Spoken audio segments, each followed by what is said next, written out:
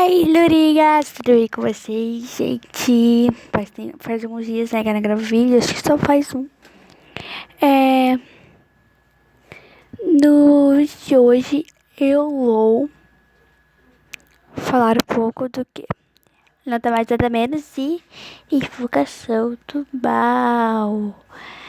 Né, gente? Eu vou falar um pouquinho disso, porque eu quero falar um pouquinho de terror, contar histórias e tudo mais. Curtem o vídeo, se inscrevam no canal porque é muito difícil reproduzir. Então tá bom, vamos lá começar. Bom, gente, pra quem não conhece, Invocação do Mal é um filme de terror que eu amo muito demais. E eu vou contar um pouquinho da história, das características do filme e eu começo a falar da história real.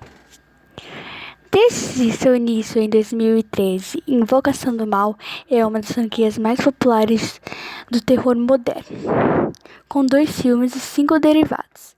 Enquanto as tramas e assombrações variam de projeto para projeto, muito baseado nas experiências paranormais dos exorcistas Ed e Lorraine. Gente, o Ed e Lorraine são esse casal aqui que tá aqui em cima, ó. E esses foram os atores, né, que fizeram eles. E esses são eles reais. E bora lá começar. Tá. Vivos nas telonas por Patrick Wilson e Vera Farmiga, os dois figuras conhecidos nos Estados Unidos, tendo mais de 4.000 casos sobrenaturais investigados desde a década de 50. Gente, pra quem não sabe o que eu falei 50, é 1950, tá? Assim como nas sequências, o primeiro Invocação do Mal é baseado em um desses casos reais. Então, eu vou falar os casos reais, tá? A trama de longa especificamente inspirada na história da família Perron. Segundo os relatos, o casal Roger e Caroline Perron compraram uma propriedade antiga em Rhode Island. Durante o inverno de 1970, o lugar chamado de a antiga propriedade Arnold tinha cerca de 80.000 hectares, com uma elegante casa de 10 quartos que acomodaria bem os dois e também suas 5 filhas. Mas logo que chegaram ao local, o casal relatou ter sentido uma energia estranha do local, não exatamente perversa, mas apenas carregada. Ao se mudarem para casa, os eventos estranhos começaram a acontecer primeiro. As meninas mais novas acordavam os seus pais na madrugada, chorando por ter ouvido vozes de supostos fantasmas enterrados nas paredes. Após o susto inicial, a família relatou que as aparições se tornaram mais frequentes, porém amigáveis. Com presença calma, isso foi escalando com fenômenos sem explicações, como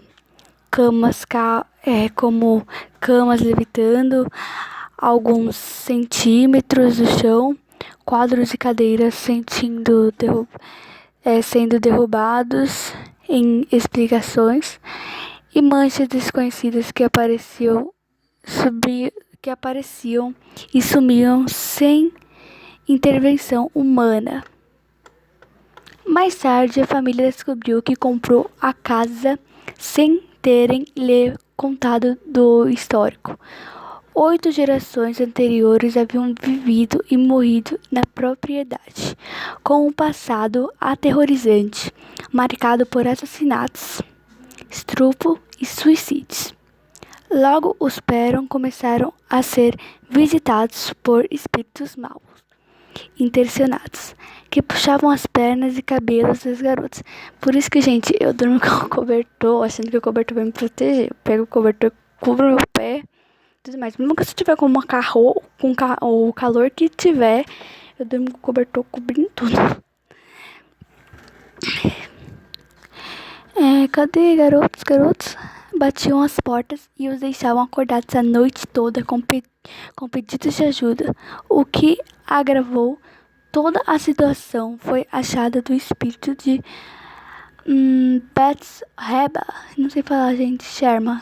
Bathsheba.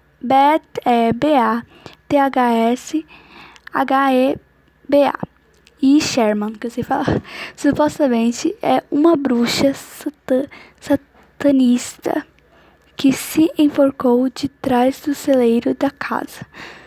Sua perversão contra Caroline Perron era tão grande que não só a mulher afirma ter sido torturada pela entidade, como também ter sido possuída por ela.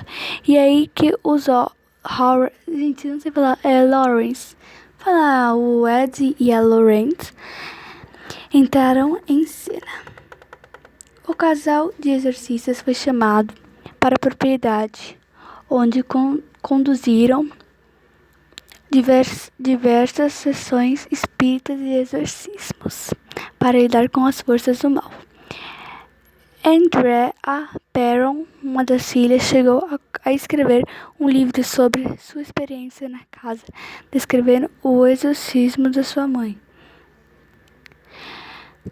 A noite em que pensei ver minha mãe morrer foi a mais aterrorizante de todas. Ela falava com uma voz que nunca ouvi antes e alguma força que não é desse mundo. E arremessou por 6 metros até o outro quarto. Falou em House of Darkness, House of Light, 2011, tá? Foi esse livro aí. Diferentes dos filmes, a prensa dos Lawrence só piorou as coisas. O casal não conseguiu expulsar os espíritos raivosos e a família Perron abandonou a antiga propriedade Harnout em 1980. O caso nos cinemas é a casa nos dias de hoje. Em 2013, em 2013, quando a trama foi para as telonas nas mãos de James Wan, a família Perron e Lorraine Warren, não sei falar não, estiveram envolvidas no processo de supervisionarem a produção. Na verdade, os Perrons, desde sempre, apoiaram que a história fosse cantada, mas a filha Andrea afirmou que o filme é uma versão mais leve do que eles viveram na década de 70.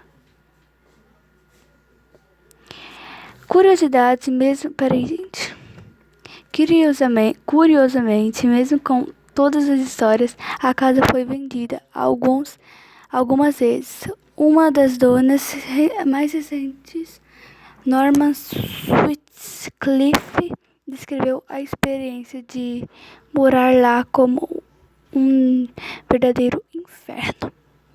Por conta dos fantasmas. Gente. Descreveu a experiência, tá?